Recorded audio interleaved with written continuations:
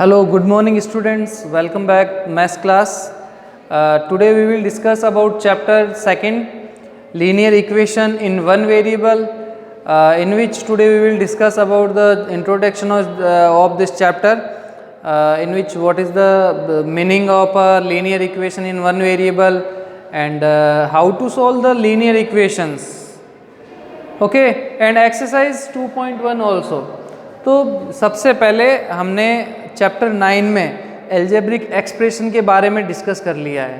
अगर आपने चैप्टर 9 का इंट्रोडक्शन नहीं देखा है अभी तक तो वो देख लीजिए, ताकि ये चीज़ें आपको इजीली क्लियर होती जाएगी, इजीली क्लियरली समझ में आ जाएगी।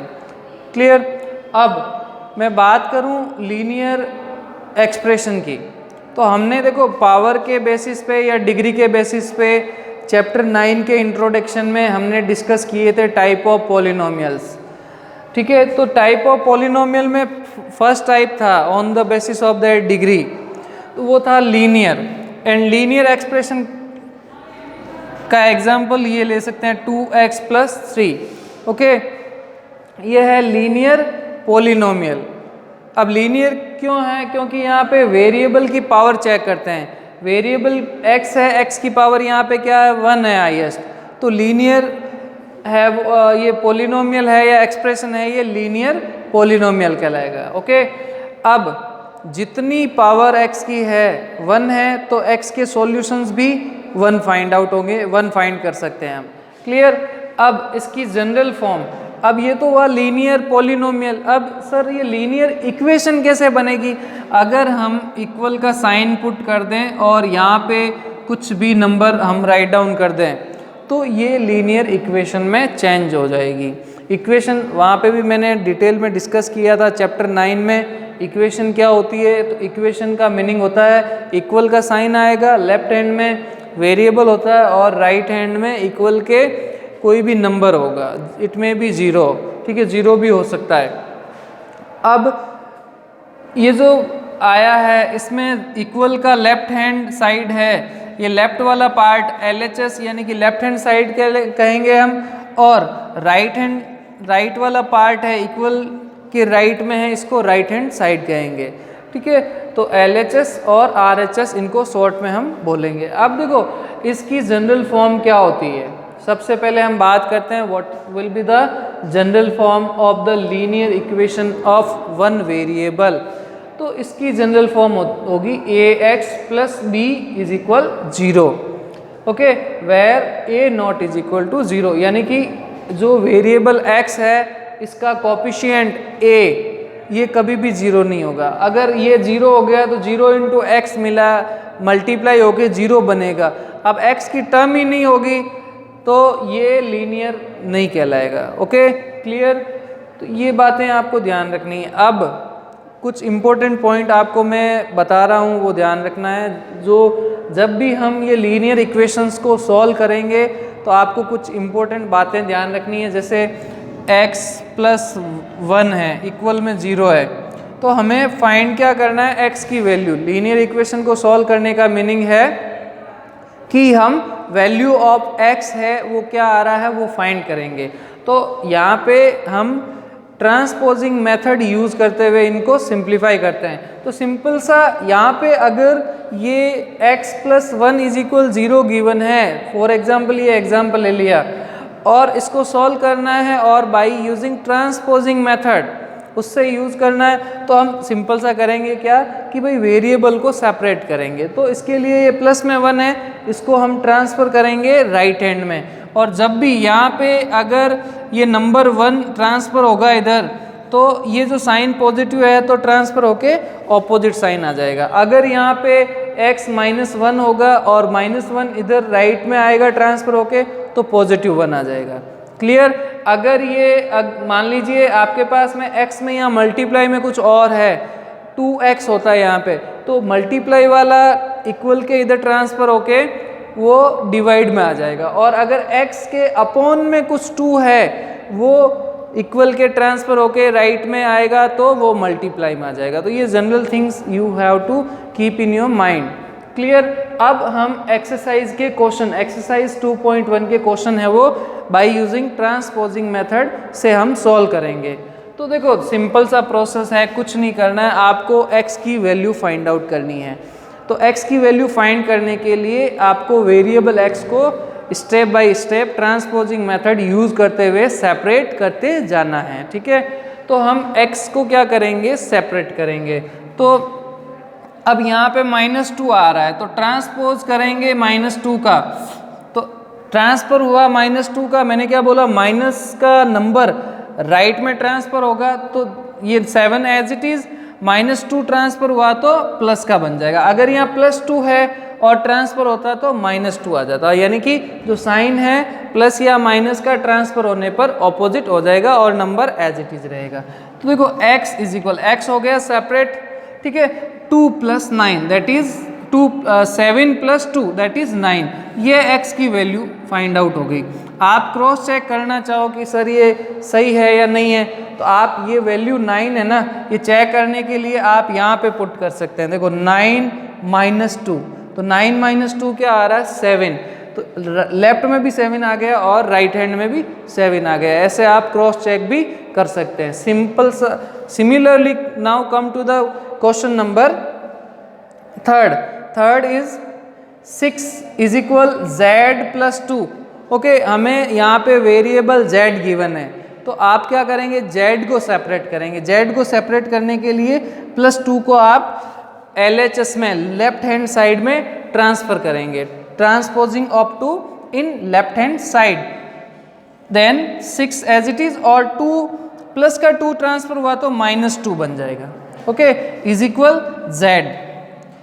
सो ये 6 - 2 that is 6 - 2 4 is equal z। It means z की वैल्यू क्या आ गई, z का सॉल्यूशन क्या आ गया, 4।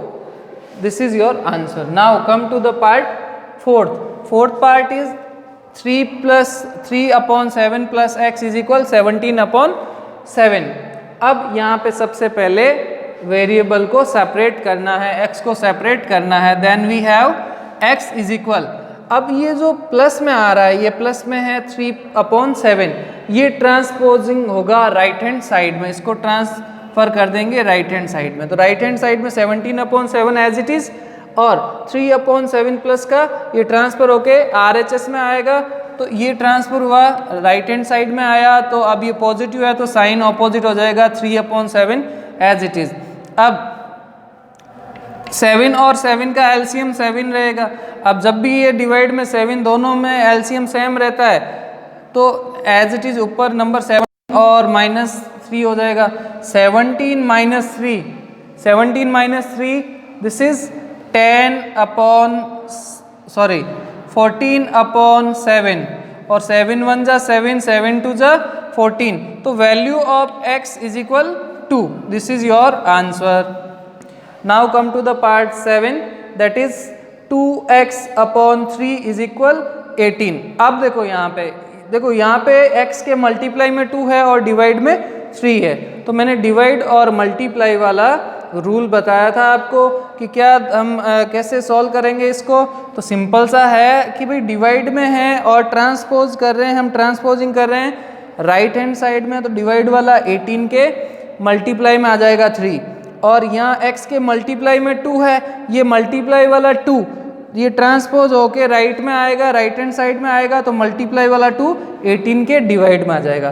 तो सिंपल सा क्या प्रोसेस रहेगा, 18 एज इट इज, ये डिवाइड वाला 3 ये आएगा मल्टीप्लाई में, और x के मल्टीप्लाई में 2 है वो आ जाएगा डिवाइड में। 2 की टेबल से 1 जा, और 2 की टेबल से 18 हो गया 9 जा, और 9 × 3 27। This is your answer. Hopefully this is the clear for everyone. This is very first exercise of this topic second, and hopefully this is clear. ठीक है? Okay. Now you can take the screenshot of this solution and write down in your fair notebook. Let's now discuss question number 9, exercise 2.1, that is 2x 7x minus 9 is equal 16. Okay, इसमें भी आपको क्या है, simplify करना है। क्या करना है, सॉल्व करना है, सॉल्व द इक्वेशन, इक्वेशन को सॉल्व करना है। कैसे करेंगे इक्वेशन को सॉल्व, ये लीनियर इक्वेशन गिवन है वन वेरिएबल की। अब यहाँ पे हम x को सेपरेट करेंगे, x की वैल्यू फाइंड आउट करेंगे, x का आंसर फाइंड करेंगे। तो सबसे पहले या प्लस और माइनस वाला है उसको ट्रांसपोजिंग राइट हैंड में करेंगे। तो 7x इज इक्वल माइनस का 9, ये माइनस का 9 ट्रांसफर होके राइट साइड में आएगा, राइट हैंड साइड में आएगा। तो माइनस का आपको पता है नंबर जब राइट में ट्रांसफर होगा तो प्लस का हो जाएगा। ओके, एंड ये बन गया आपके दिस प्लस दिस। अब नेक्स्ट स्टेप में 7 है वो मल्टीप्लाई में है 7x के, वो डिवाइड में आएगा। ठीक है, ट्रांसफर होगा तो डिवाइड में हम राइट डाउन करेंगे। तो 16 + 9 इज 25 और ये मल्टीप्लाई वाला 7 ये आ जाएगा डिवाइड में। Okay, so value of x will be 25/7।